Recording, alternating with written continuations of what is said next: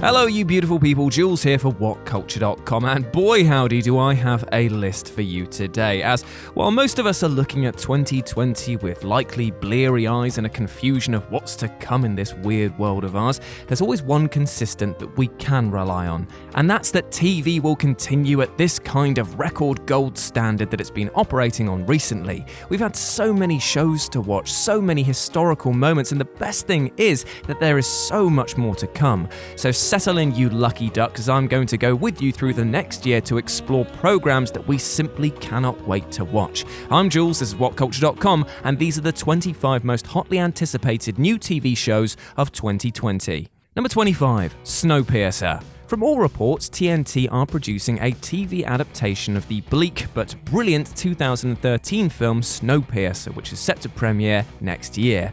Set 7 years after a climate catastrophe turns the planet into an icy hellscape, Snowpiercer follows the fortress of the last human race, living on a huge train that, get this, never stops, constantly traveling around this fallen, freezing world. It's a great and really weird high concept, kinda like The Walking Dead meets Murder on the Orient Express. I mean, with that definition there, I'm definitely on board the pun incoming hype train. The best thing about this TV show is that it's going to have a ton more time to explore the ideas in detail, such as the politics and class warfare present in the original source material.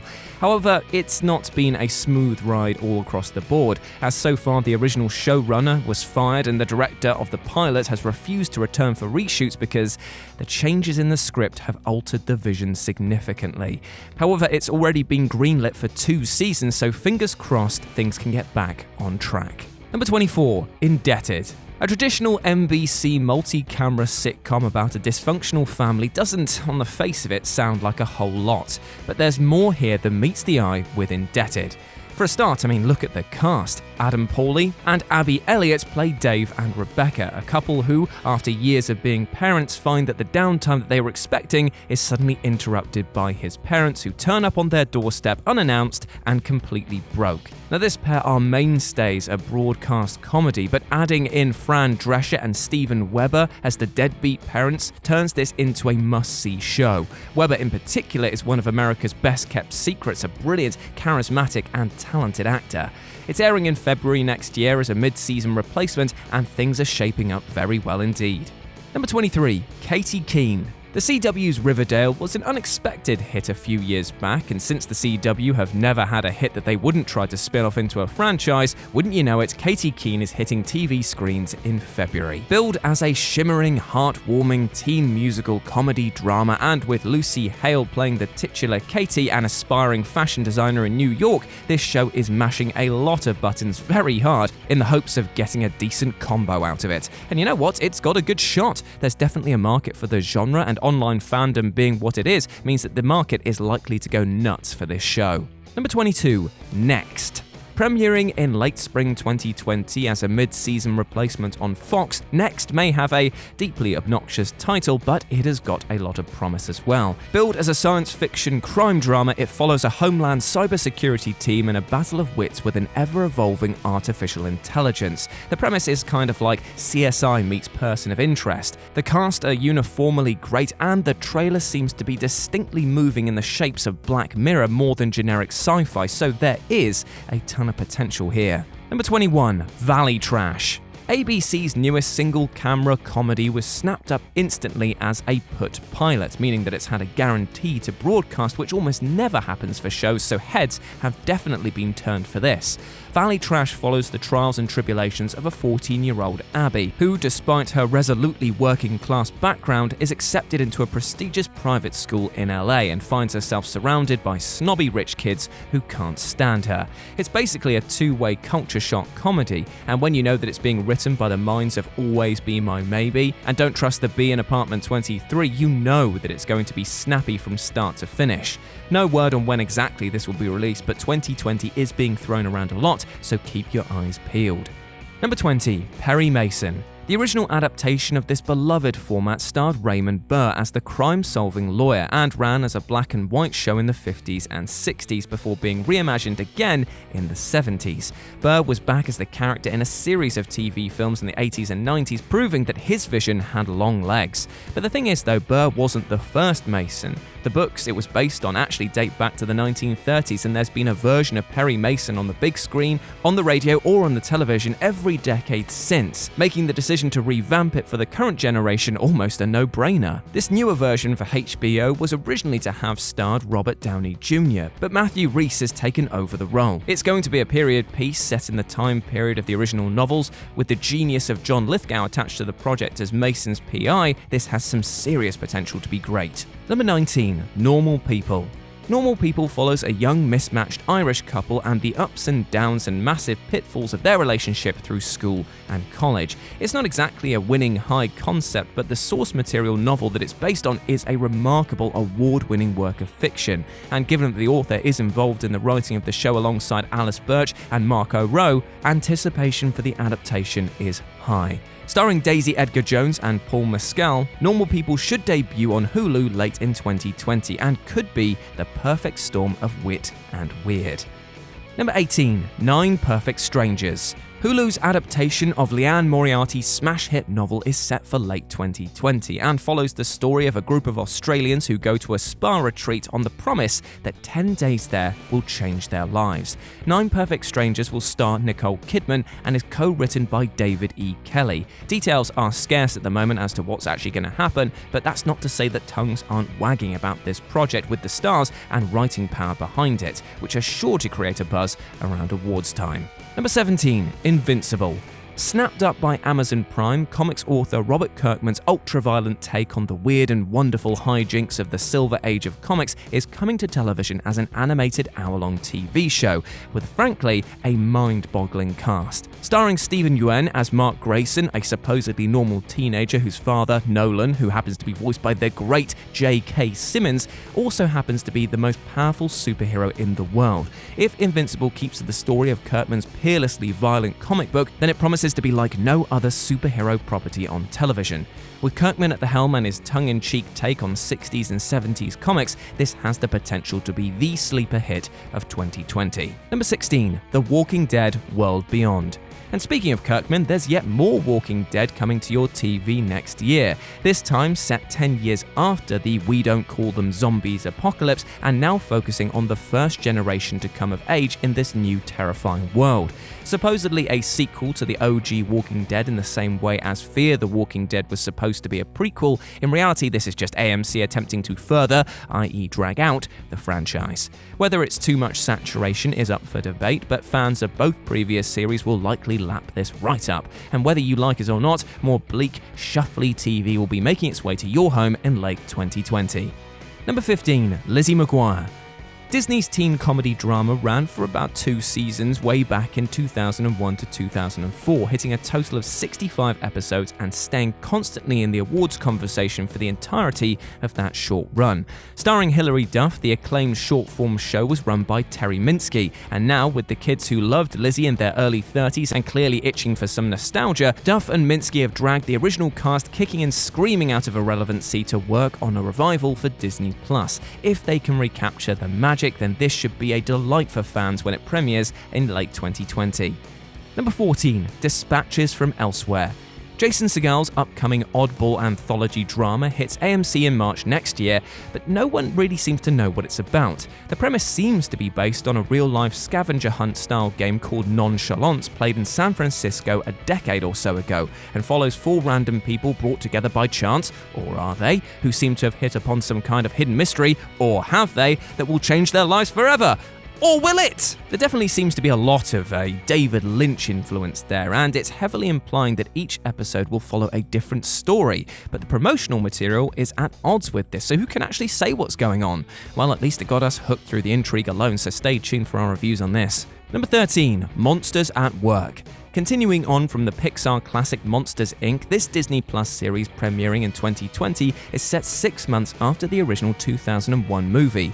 Billy Crystal and John Goodman are back as the voices of Mike and Sully, and the series features newcomer Tyler Tuskman, played by Ben Feldman. After the events of Monsters, Inc., the Monsters' energy crisis has been solved. They now harvest children's laughter instead of their screams, which of course would involve a whole new business model. Tyler is the mechanic who dreams of becoming one of these new jokesters and idolizes Sully, who is now the new CEO of Monsters, Inc. It's a little unclear how much narrative mileage there is to monsters making children laugh, but Pixar doesn't usually make false steps when it comes to storytelling, so they've earned this leap of faith. It's only the second time a Pixar property has been turned into an animated TV series, so it could open the doors for something more. Maybe an inside-out TV show, anyone, yeah? I mean, I need my Ozzy and Drix fix after this, so this was the closest thing coming to scratching that itch, so yeah, go, go, go, go, go! Number 12, Superman and Lois. In the absence of Arrow, and with venerable monster hunting show Supernatural also about to start pushing up daisies, the CW have been casting around for replacements. Superman and Lois is a surprising addition to the network's DC lineup, given that Warner Brothers have historically been very, very reluctant to let the Arrowverse play with DC's holy trinity of Batman, Superman, and Wonder Woman. But a whole TV show dedicated to Superman and Lois Lane? That was the pipe dream, and now, with two actors who feel like they have genuine chemistry, this is the best way to reward our patience. With the introduction of their son Jonathan, fated to become Superboy, this show could become the standout in the post-crisis Arrowverse. The CW are clearly taking it seriously, having grabbed the showrunner from The Flash to produce and write the pilot. Number 11, Hellstrom. It's a bit of a weird one, this. With Marvel's family-orientated shows like Runaways, Cloak and Dagger, and Agents of S.H.I.E.L.D. being sacked off and Marvel's TV arm closing down, Hellstrom may be left as the only non-Disney Plus Marvel show out there.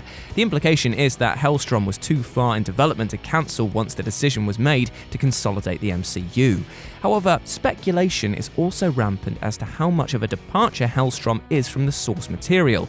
Here, Damien Hellstrom is an ethics professor while his sister, Anna Hellstrom, runs an auction house. Both siblings secretly fight bad guys in their spare time, inspired to do so because their father was, get this, a notorious serial killer.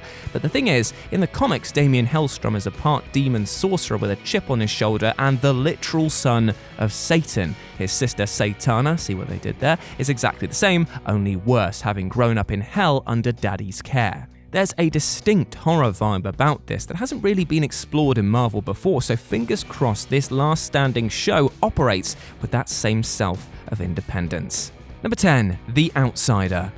Arriving on HBO just after the new year, The Outsider is a 10-episode miniseries adapted from Stephen King's recent novel of the same name. The story follows the arrest of popular teacher Terry, played by Jason Bateman, who also produces and directs the first 2 episodes, and he's arrested for the murder of a young boy. Now, all the evidence points towards him and appears to be an open and shut case, but then video footage arises of him being at a conference miles away from the murder at the time. From all appearances, this looks to be a faithful and disturbing adaptation of the novel. Whether this series sticks the landing may depend on whether you think King's book managed to do the same, but either way, we're very intrigued. Number 9, ZOEY'S Extraordinary Playlist. NBC don't tend to do multi-hyphenated shows or high-concept stuff, so this musical fantasy comedy drama about a woman who gains the ability to read minds after an MRI scan goes wrong, seeing the thoughts of others in the form of pop songs, is significantly a deviation from the network's comfort zone. And yet, the oddball premise is sufficiently interesting on its own to engage people. Of course, the music needs to be as good as the dialogue to make a show like this work, and we won't know if they pulled it off until we've given it a few weeks. However, if it works and there's original songs in the mix, then we might be looking at a franchise with extremely persistent staying power. Number 8, Avenue. And now for another bizarre idea. Reportedly set 4 decades in the future on a spacecraft called the Avenue 5, this show will feature Hugh Laurie as Ryan Clark, the ship's captain. The Avenue 5 is a cruise liner taking tourists on a leisurely trip around the solar system, but when disaster strikes, a gobby stowaway becomes the de facto voice of the passengers on board.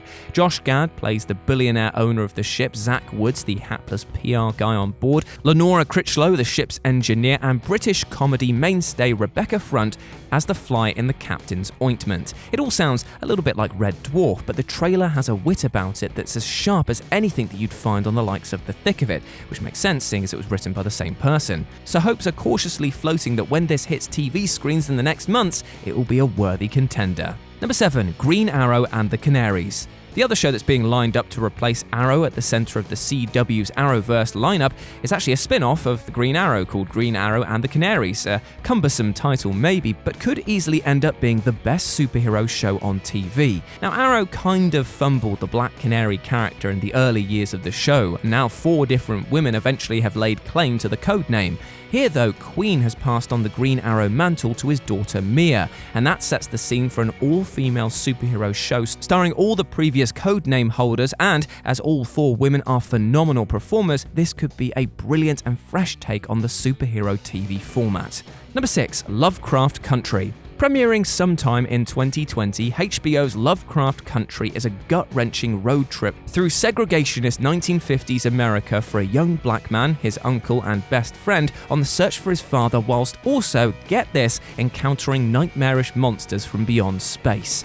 Jonathan Majors is Atticus, the lead, and the project has got J.J. Abrams as an executive producer as well as Jordan Peele. Plus, this is an adaptation of the brilliant novel by Matt Ruff, making this some incredibly eyebrow-raising credentials. In fact, with this cast of talent and minds behind it, it's a wonder how this might actually possibly go wrong. Fingers crossed it doesn't, though, as the premise sounds amazing. Number 5. The Falcon and the Winter Soldier. The first of the new Marvel Cinematic Universe television shows to debut on Disney+, The Falcon and the Winter Soldier may have the world's least imaginative title, but it looks to be game-changing when it comes to the MCU. For a start, the 6-episode run is the first time a Marvel TV show has been a true MCU entry. Others have had links or references to MCU events, but The Falcon and the Winter Soldier, it's still terrible to say out loud, will be the first to directly continue MCU storylines and characters as a direct sequel to what we've actually seen in the cinema, featuring leads taken directly from the films. This will also be the proving ground for the MCU on Disney+. If it doesn't work, the other shows that Marvel Studios have scheduled will need some significant reworking. However, if it does, then we are in for some seriously brilliant television. Number 4. Run. HBO continue putting together a pop-busting hand for 2020 with this comedy thriller from Vicky Jones and Phoebe Waller-Bridge. Run focuses on Ruby, a young mother not exactly living her best life, who gets the gift of an opportunity to literally step out of her boring existence, away from her family, and into a brand new life on the road with the lost love of her life. The odds are good that Run will mark yet another award-friendly entry on HBO's slate, and some of the best potential television of the next year. Number 3. Star Trek PICARD. Probably one of the most anticipated show of the last few years, let alone next year, Patrick Stewart's return to Star Trek after 17 years away is a really big deal in Star Trek circles. Details about what the actual plot of the show are going to be about are still sketchy, but it would appear to be set around 20 years after we last saw Picard on screen. It would also appear that Data, last seen sacrificing his android life at the end of Star Trek Nemesis, is also returning. We're also getting hints that the Borg may be involved in some capacity, but it's hard to say. What's surprising to note, though, is that Stewart's return came with multiple conditions, to which showrunner Alex Kurtzman was very happy to acquiesce. A totally new, totally fresh take on Trek and Picard, which wouldn't represent a bog-standard sequel to The Next Generation. Now, fans have been divided by what that means, but either way, it will be fascinating to see what they come up with. Number 2. The Nevers. Joss Whedon's return to TV has all the hallmarks of greatness, a high-concept mashup of Victorian steampunk and superhero team-up. There's a very persuasive argument that we wouldn't have the Marvel Cinematic Universe that we do in 2019 without Whedon's perspective, so it's very easy to be excited about this project. According to the man himself on the project, he stated the following: "They themselves are not called that," in reference to the title The Nevers. It's a phrase that is meant to evoke some sort of reaction to their oddity, to what is considered unnatural. The idea that you should never be like this, you should never have existed, and that idea that some people are not of the natural order is fascinating to me. The show has been filming for 5 months now for its 2020 debut and is set to be a huge coup for HBO next year. And number 1, The Sandman. The comic book that made Neil Gaiman's name 3 decades ago is finally coming to the screen. The Sandman begins as Morpheus, the personification of Dream, is imprisoned by a mortal magician for a century and escapes to slowly recover his kingdom and his power. But it swells into all kinds of shapes and zigzags in all sorts of directions after that, and God alone knows what the story will look like after it's been adapted for TV. Stories of the stop-start development of the Sandman have been coming up in the media for nearly a quarter of a century, and with most recently Joseph Gordon-Levitt determined to try and turn the 75-issue story into a single feature-length movie. Thankfully, calmer heads have prevailed, and the project now, at long last, has the green light at Netflix as a TV show, with Alan Heinberg running the show. Heinberg, writer of 2017's Wonder Woman screenplay, is also an experienced comic book writer and seems to be the perfect choice to bring Gaiman's weird and wonderful story about stories to life. Look out for when this drops in 2020. And there we go, those were the 25 most hotly anticipated new TV shows of 2020. I hope that you enjoyed that, my friends, and please let me know down below which ones that you are especially looking forward to, or if there's ones on here that you would have liked to see included. I hope that you have a fantastic day, whatever you are getting up to, and that you enjoyed this rather long list. Go out there and absolutely smash it, my friend. As always, I've been Jules. You can go follow me at RetroJ with a 0 over on Twitter, or you can go check out Live and Let's Dice, which is my board game channel that I run here on YouTube with the permission of What Culture. Of course, it's just me and a few friends playing some games outside of work. It would be lovely to see you over there. And as always, you have been awesome. Never forget that, and I'll speak to you soon. Bye.